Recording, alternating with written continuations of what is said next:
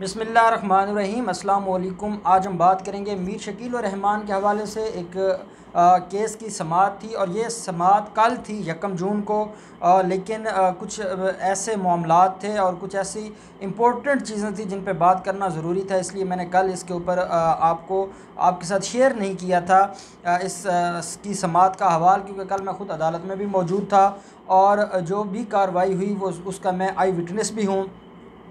कल मीर शकील रहमान को judicial remand पर अदालत में पेश किया जाना था और अदालत में जो बाकी लिफाफा सहाफ़ी हैं वो सारे के सारे भी मौजूद थे, अंसार जैसे लोग।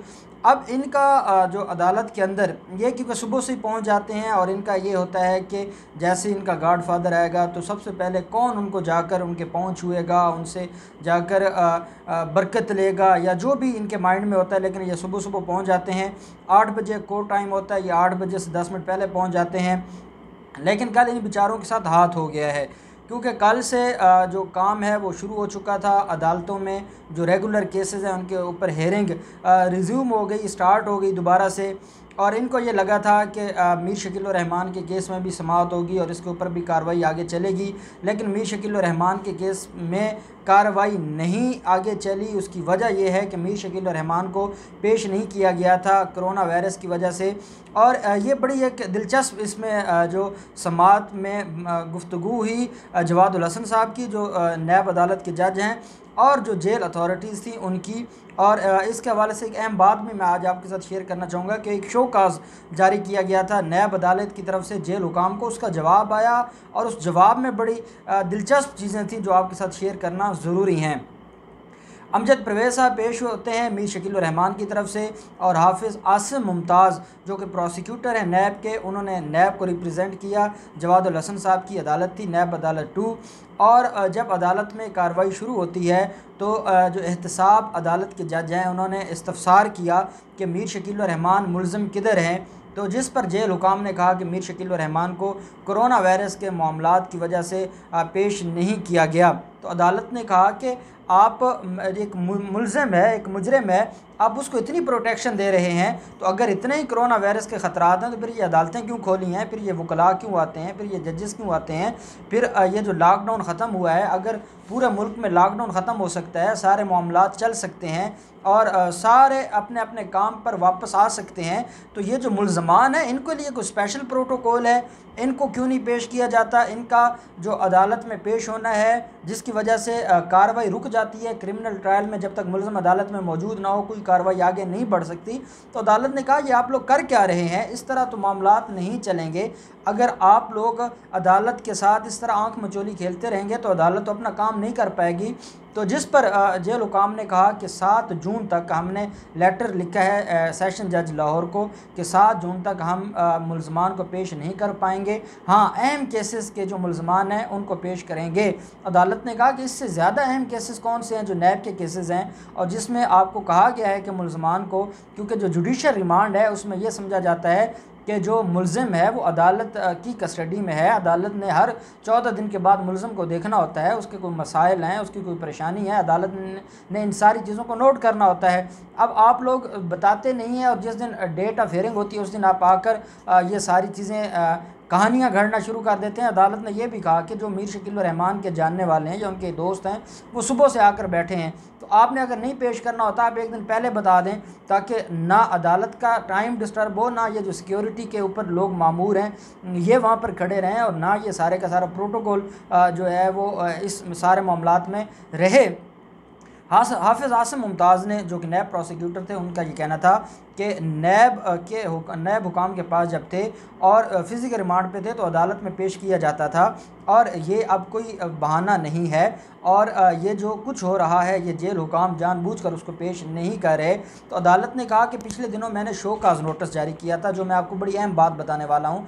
शोकाज नोटिस जारी हुआ था, जेल जो सुपरिटेंडेंट जेल हैं और जो जेल अथॉरिटीज़ हैं उनके ख़िलाफ़ एक शोकाज जारी होता है। अदालत उनसे पूछती है कि आप लोग अदालतों में अदालतों के हुक्म के बावजूद मुल्ज़िमों को पेश नहीं करते, तो क्यों ना आपके ख़िलाफ़ कार्रवाई हो और कंटेम्प्ट ऑफ कोर्ट हो और आपको नौकरी से बर्खास्त किया जाए। जिसका जवाब उन्होंने ये दिया था कि क्योंकि हमें पंजाब हुकूमत की तरफ से SOPs पर अमल दरामद करना है और हम पंजाब हुकूमत हमें डील करती है, जब पंजाब हुकूमत हमारे मामलात को देखती है, जब सूबाई हुकूमत की तरफ से एक लेटर आ गया और उस लेटर की कापी उन्होंने अपने शोकास के जवाब के साथ लगाई कि जब हमें ऑर्डर कर दिया गया कि आप लोगों ने मुलजमान को अदालतों में पेश नहीं करना, तो उसके बाद हमारे बस में नहीं है कि हम पेश करें, क्योंकि कानून ये कहता है कि हम सूबाई हुकूमत को जवाब दें हैं, और सूबाई हुकूमत ने जब नोटिफिकेशन जारी कर दिया है तो उसके बाद हमारे लिए पॉसिबल नहीं होता, और SOPs पर अमल दरामद करना हमारी कानूनी ज़िम्मेदारी हो जाती है। तो अदालत ने उनसे कहा कि आप लोग, जब अदालत का हुक्म आ जाता है तो क्या अदालत का हुक्म ज़रूरी है या जो सूबाई हुकूमतों के लेटर्स हैं वो ज़रूरी हैं? अदालतों ने मामलात को देखना है। पहले कोरोना वायरस की वजह से इतने ज़्यादा केसेस पेंडिंग हैं, और अब आप लोग अभी तक इसमें कोई भी फैसिलिटेट नहीं कर रहे, आप कोऑपरेट नहीं कर रहे, आप सारे मामलात को जानबूझकर लिंगर ऑन कर रहे हैं। ऐसे में हम मामलात को कैसे चलाएँगे, हम केसेस को कैसे लेकर चलेंगे? ये जो आहद चीमा का आशियाना हाउसिंग स्कीम में आहद चीमा जेल में है, और आहद चीमा के केस में आशियाना हाउसिंग स्कीम में हाई कोर्ट ने 4 महीनों का टाइम दिया था जो नैब अदालत है, और कहा था कि 4 माह के अंदर अंदर इसको कंप्लीट किया जाए। अब क्योंकि आहद चीमा भी जेल में है और आहद चीमा को लास्ट डेट ऑफ हियरिंग पर पेश नहीं किया गया था, जिसके ऊपर अदालत ने नैब अदालत ने शोकास नोटिस जारी किया था जेल हुकाम को, जिसका जवाब जेल हुकाम ने दिया, और उन्होंने कहा कि जब पंजाब हुकूमत की तरफ से वो SOPs या जो उनका जो नया नोटिफिकेशन वो आएगा तो हम अदालतों में मुलजमान को पेश करेंगे। तो अदालत ने कहा कि वो 6 महीने नोटिफिकेशन ना दें तो अदालतों का काम रुक जाएगा, हम क्या पंजाब हुकूमत के पाबंद हैं? जिस पर उन्होंने अदालत से माजरत भी की और कहा कि हम 7 जून तक हमें टाइम दिया जाए, 7 जून तक जो बहुत ज़रूरी मुलज़म होगा उसको हम अदालत में पेश करेंगे, और 7 जून के बाद सारे मुलजमान को अदालत में रूटीन में पेश करना शुरू कर देंगे। अब पंजाब हुकूमत को क्या इशू है? पंजाब हुकूमत क्यों इन मुलज़मों को फैसिलिटेट कर रही है?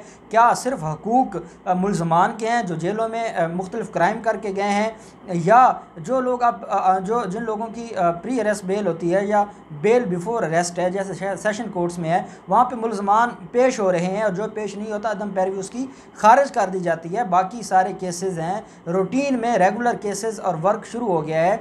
जब कोई वकील किसी केस में पेश नहीं होता तो वो नॉन प्रोसिक्यूशन खारिज हो रहे हैं। जब सारे मामला चलना शुरू हो गए हैं तो ये मुलजमान को अलग से ही प्रोटोकॉल है। जब जजेस आ सकते हैं, वकला आ सकते हैं, अदालती अमला आ सकता है, पुलिस सिक्योरिटी पर आ सकती है, सारे मामलात हो रहे हैं, सेक्रेटेरिएट के ऑफिस खुल गए हैं, बाकी सरकारी दफातर खुल गए हैं। तो ये जो मुलजमान है इनको पंजाब हुकूमत ने क्यों इतनी छूट दी हुई है, या क्यों इनके लिए मुलजमान के लिए इतनी जो एक नरम गोशा है पंजाब हुकूमत के दिल में, ये तो पंजाब हुकूमत इसका जवाब दे सकती है। लेकिन अब जैसे ये पेश नहीं हुए, बाकी मुलजमान भी इसी तरह अपने आप को अदालत में पेश होने से इस्तिस्ना हासिल कर लेंगे, और ये अभी कोई अगले हफ्ते में हमें कोई उम्मीद नज़र नहीं आ रही कि इन केसेस के ऊपर कोई समाअत हो। अगले कुछ दिनों में हमजा शहबाज का भी केस है जिसमें रमज़ान शुगर मिल में उनके ऊपर फ़र्द जुर्म ऐद होनी है, और फ़र्द जुर्म भी ऐद नहीं हो सकेगी। अब जो मीर शकील रहमान है, जो असल बात में आपसे जो उनके हटकंडे हैं, जो ओछे हटकंडों पर वो उतर आए हैं, वो ये है कि मीर शकील रहमान, मैंने आपको बताया था कि उनको रिलीफ़ नहीं मिला लाहौर हाई कोर्ट से, उनकी डेट जो ज़मानत है वो अभी फ़िक्स नहीं हुई। उनके ऊपर नया बेंच बन गया है, जस्टिस तारिक महमूद अब्बासी साहब की सरबराही में 2 रुकनी बेंच बन गया है, जिसमें जस्टिस फ़ारूक हैदर साहब मौजूद हैं। जो पहले जस्टिस साहब थे सरदार अहमद नईम साहब, वो रावलपिंडी बेंच में, लाहौर हाई कोर्ट के रावलपिंडी बेंच में तशरीफ़ ले गए हैं। तो अब तारिक अब्बासी साहब की सरबराही में ये बेंच बनना है। तारिक अब्बासी साहब ने ही रिलीफ़ दिया था फवाद हसन फवाद को, नैब के केस में बेल दी थी।